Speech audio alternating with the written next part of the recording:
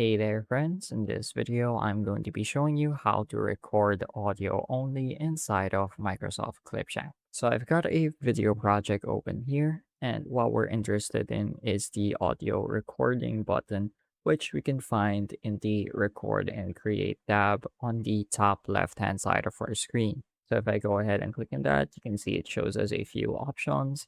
We have screen and camera, camera, screen, and lastly audio. So let's go ahead and click on audio, and it should show you a simple pop-up menu. And if this is your first time using this feature, it's going to ask you for permission to use your microphone. So just go ahead and click on allow or click on yes so you can get started recording. So before you start recording, you can also type in a script if there's something you need to be able to say but can't quite remember. You can prepare that ahead of time.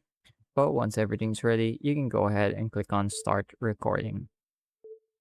So as you can see, after a short countdown, it starts recording and you're going to have a few buttons. You have your pause button if you need to take a short break or you need to fix something real quick. You also have your record again button if you just want to go straight into a new take. And then you have your stop and review button.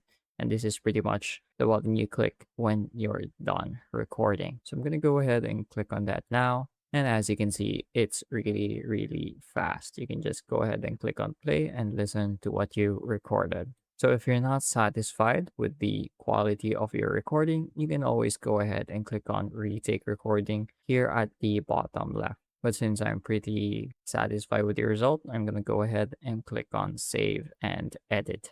And it should save to your project and automatically be added to your timeline. As you can see, it's in my timeline right here, and I can freely move it and drag it around wherever I need it to be.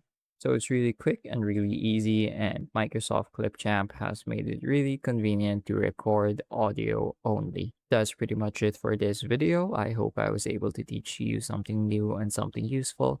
And as always, thank you for watching.